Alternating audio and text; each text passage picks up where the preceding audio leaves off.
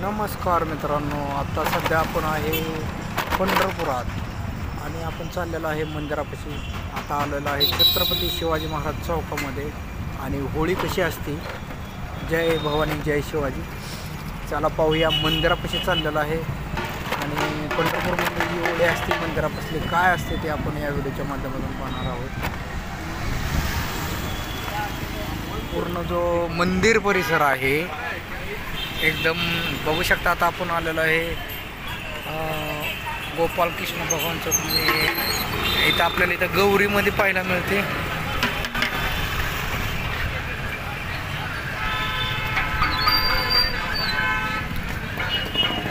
जसं जसं पुढं जाईल तसं आपल्याला इथं पूर्ण आपलं मंदिरा परिसर आपलं पाहतो. आणि हळूहळू आपण मंदिराकडे चाललेलो आहे. आता होळी कशी पेटवते ते आपण व्हिडिओच्या माध्यमातून पाहणार आहोत. पण आता सध्या आपण आलेलो आहे उत्तरद्वार. तयारी जी आहे ती आता इथं चालू आहे मंदिरा परिसरापासून. आता आपण पूर्ण मंदिर परिसर पाहत आहात. होळी खावा पूर्णाची पोळी.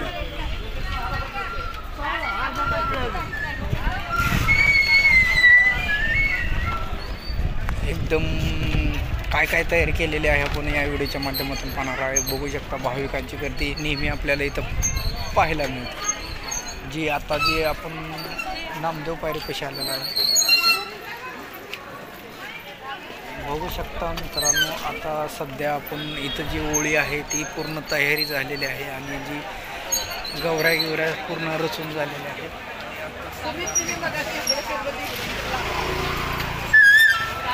संत नामदेव पायरीपाशी समोर पाहू शकता मुख दर्शन गेट क्रमांक 1 आहे. आणि पूर्ण मंदिर परिसर आहेत आपल्याला इथं पाहायला मिळते. 7 मजली इमारत. घ्या गाडीचा गाडी घ्या. असंच पुढं जाऊन आपण पूर्ण मंदिर परिसर तुम्हाला दाखवतो. रामकृष्ण समोर पाहू शकता मित्रांनो, इथं तुकाराम मोहन म्हणून आहे. आपण इथं पाहू शकता इथं महाप्रसाद आपल्याला दिला जातो दुपाऱ्या टायमिंगला. संत सद्गुरू तुकाराम महाराज बहु.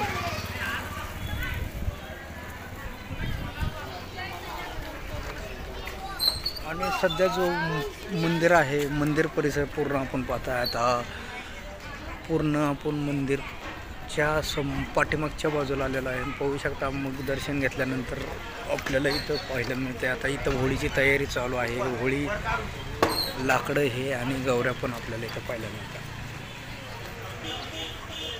पश्चिम द्वार म्हणून ओळखले. असंच नवनवीन पात्र आणि आमच्या सोबत